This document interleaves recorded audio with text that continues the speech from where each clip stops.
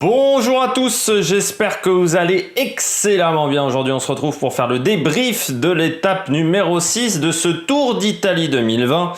Tour d'Italie qui est pour le moment très animé et très intéressant. Cette étape nous emmenait du côté de Matera, on partait du côté de la ville de Castrovillari et on avait 188 km à faire, plutôt une étape pour les sprinters, même si sur les 50-60 premiers kilomètres, c'était plutôt pas mal vallonné et qui avait une côte dans les 30 derniers kilomètres et une arrivée en bosse également. Bon, on s'attendait à un sprint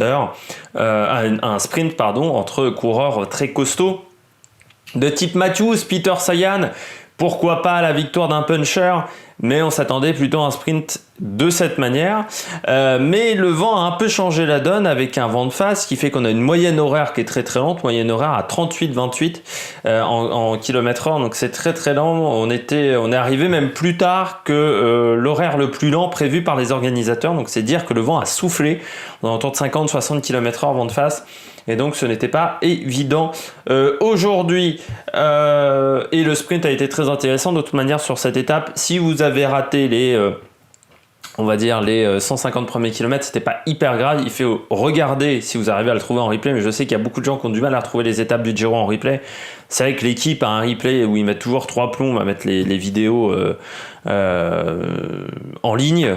C'est vrai que moi, par exemple, je regardais le documentaire sur les entraîneurs et quand j'ai voulu le voir, il était toujours pas en ligne. C'était quand même le lendemain à 18h, donc ça fait un peu beaucoup. Mais je sais que c'est très compliqué à trouver en archive. On m'a posé la question. J'ai regardé sur le site de la RAI, il faut être en Italie, donc si vous utilisez un VPN, ça peut marcher. Dans d'autres sites, dans d'autres diffuseurs, c'est donc à peu près la même chose. Et puis sur on va dire des sites pas légaux, même là j'ai sur les quelques sites que je connais et chose qu'il ne faut absolument pas faire bien entendu, ce n'est pas autorisé par la loi, mais même là je n'ai pas trouvé, même en prenant des risques pour vous comme petite communauté, je n'ai pas réussi à trouver en fait, tout simplement. Même sur les sites sur le Tour de France j'arrivais à trouver, sur d'autres courses également, et pas sur le Giro. Donc c'est un petit peu compliqué, je sais, pour avoir les résumés. Donc je vais vous faire le résumé de l'étape, rapidement bien entendu, avec une échappée qui est partie dès le kilomètre 0, en même temps avec du vent de face, ça a refroidi un petit peu les ardeurs des coureurs. On avait quand même 4 coureurs, avec Mattia Baïs, le coureur d'Androni qui était déjà échappé il y a quelques jours, Marco Fraporti qui lui est échappé depuis quasiment le début de ce Giro, de l'équipe Venizabu, Filippo Zana de la Bardiani, et puis James Whelan de F Education. EF Pro Cycling maintenant, c'est plus Education First, c'est Pro Cycling. Échappé qui va prendre beaucoup d'avance jusqu'à avoir 9 minutes 30 à environ 100 km de l'arrivée. Et puis en début de journée, de toute manière, une seule équipe roule, c'est la De Koninck qui n'a pas forcément envie de revenir sur cette échappée. En même temps, l'objectif est plutôt de conserver le maillot rose de Joao Almeida. Beaucoup de vent, on a un sprint intermédiaire, c'est Baïs qui s'impose pour les échappées du côté du peloton, c'est Arnaud Démare qui s'impose devant Matej Bonnard et Sagan. En fait, il y a eu un petit souci de compréhension entre Bonnard et Sagan, et ce qui fait que Démare reprend des points importants pour Sagan du côté du maillot cyclamen. À 100 km de l'arrivée, la Bora décide de mettre en route. On se dit pourquoi pas avec le vent, mais à ce moment-là, le vent est de face. Pourquoi pas avec le vent de côté? Enfin, c'est une décision de la Bora. Au final, ça ne servira pas à grand-chose vu que le vent restera de face sur une majorité du parcours. À 35 km de l'arrivée, le maillot rose, qui a un problème de radio, décide de s'arrêter sur le bord de la route. Et là, pas de chance, il tombe après s'être fait percuter par Brandon McNulty qui sera attendu par Fernando Gaviria. Les deux vont rentrer sans problème du côté du peloton. Une chute un petit peu bête qui aurait pu avoir des conséquences assez graves. Et puis à 28 km de l'arrivée, après de multiples attaques de Fraporti et de Baïs, eh bien c'est Whelan qui décide d'attaquer et qui va s'en aller.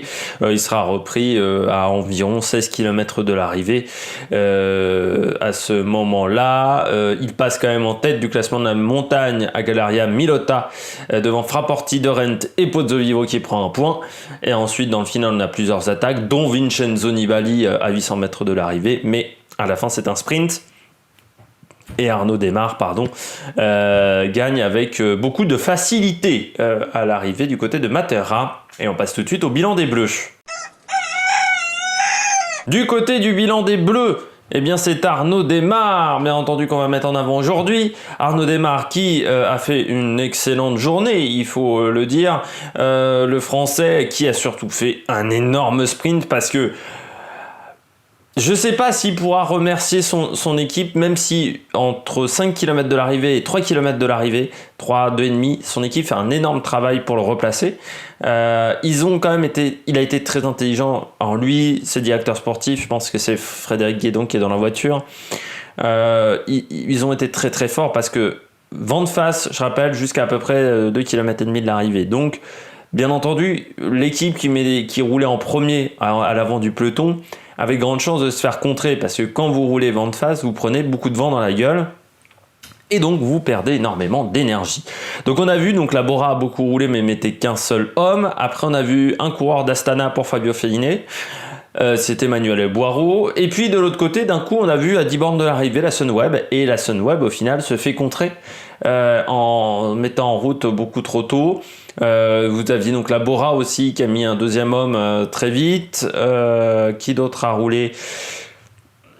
Il y avait Jumbo également, Visma, pardon, qui a roulé, mais ça c'était pour Kreuzweig. Toutes ces équipes-là ont roulé et on ne voyait pas à l'avant du peloton notre ami Arnaud Démare. Et à 4,5 km de l'arrivée, la Française des Jeux, la Groupama FDJ, la Française des Jeux c'était il y a longtemps, la Groupama FDJ a trouvé l'ouverture, se remet en tête du peloton, et puis après il y avait une grosse difficulté. Là on voit Ineos rouler on pense pour Ben Swift, mais au final on ne sait pas trop pour qui ils ont roulé, du côté de chez Ineos. Et avec Ghana et Ben Swift dans sa roue, il fait la côte à un rythme très très fort, le pied de la côte. Après, en haut de la difficulté, il y a pas vraiment d'attaque, mais ça roule très très fort. Et Arnaud Démare redescend dans le peloton.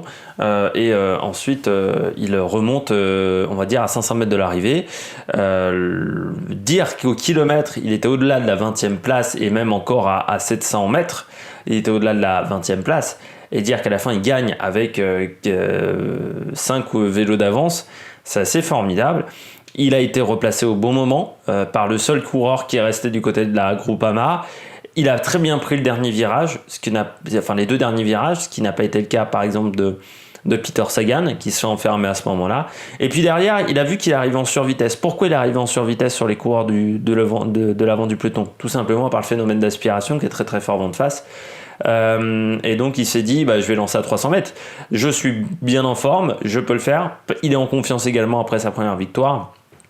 Et derrière, Matthews part avec un temps de retard, Molano part avec un temps de retard, Van Rame également, et ils peuvent pas revenir sur lui. Donc bravo Arnaud Démare, s'imposer dans une étape comme celle-là, et de cette manière, ça montre premièrement qu'on est en très grande forme, et que deuxièmement, on est un très très grand sprinter. Il m'a énormément fait penser à Marcel Kittel lors de sa période de Koninck. Kittel, qui ne suivait jamais son train. Et quand vous arrivez à faire sans vos équipiers, c'est que vous êtes très très fort. Kittel à ce moment-là était très très fort. Sagan a réussi à le faire quelques fois dans sa carrière. Viviani également le faisait chez De Koninck. Et ça montre que vous êtes très en forme. Je continue avec Andrea Van Drame qui fait 6ème. Bonne étape quand même de Van Drame, même si on pouvait presque s'attendre à mieux. On sait que c'est un coureur, c'est un sprinter.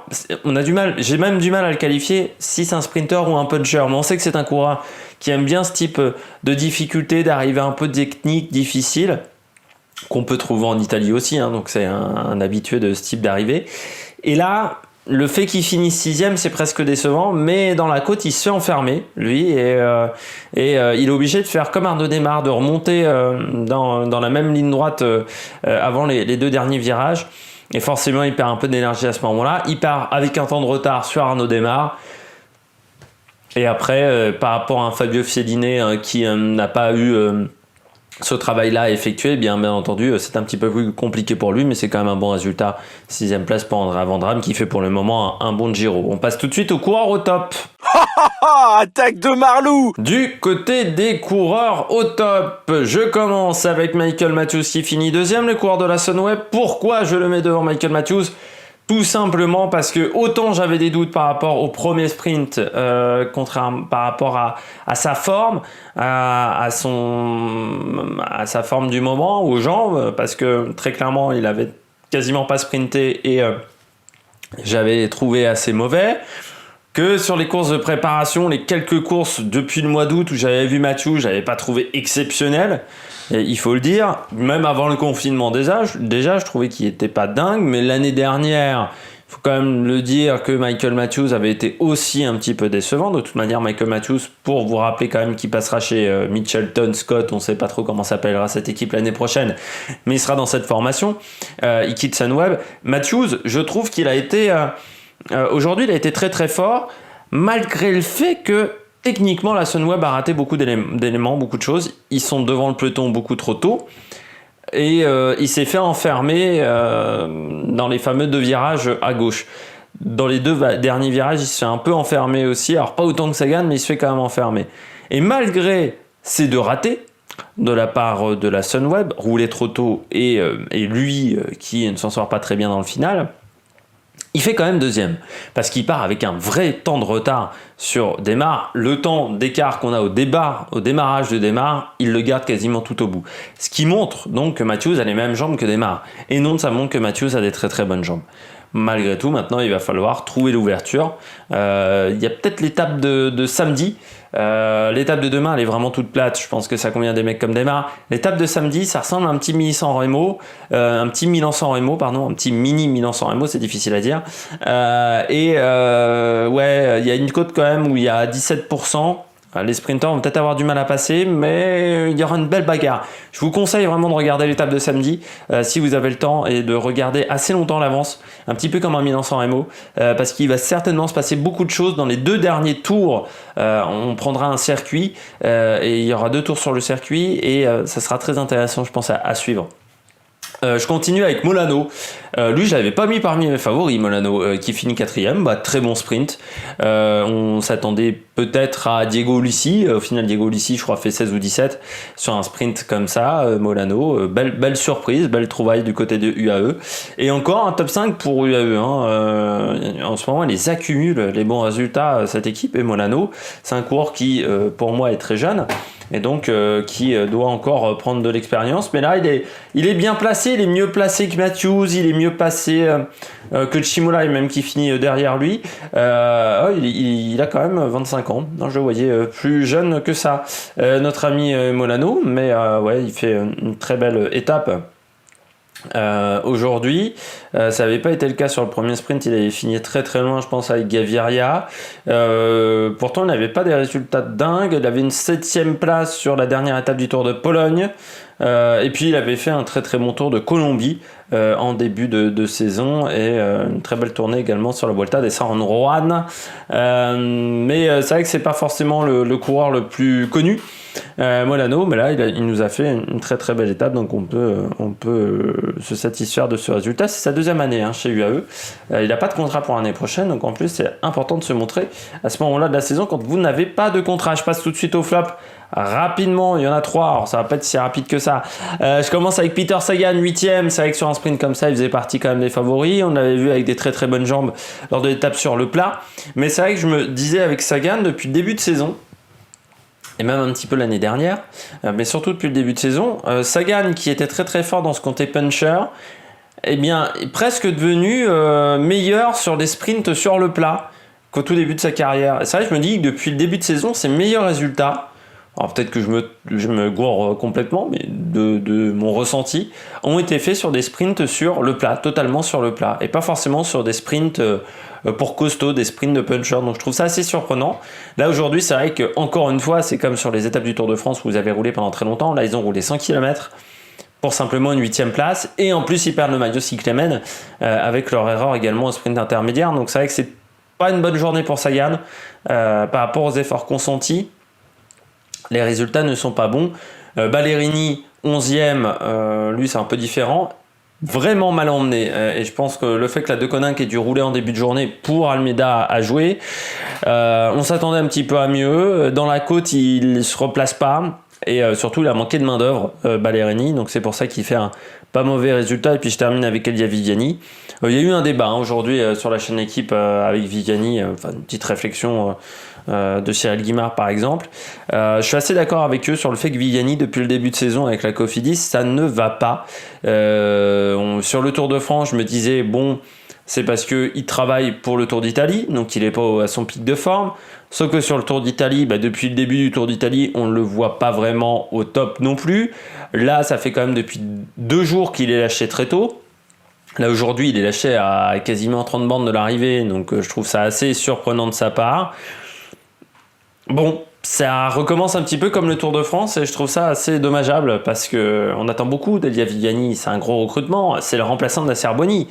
Et c'est vrai que pour le moment, ça fait un peu comme Nasser Boigny, c'est-à-dire que c'est un petit peu mitigé cette affaire-là avec Elia Viviani, donc c'est un petit peu dommageable de la part de Cofidis. Je ne l'ai pas mis parmi les Français, mais parce que j'avais déjà deux bleus dont j'avais parlé, donc je me suis dit que j'allais le mettre dans les flops.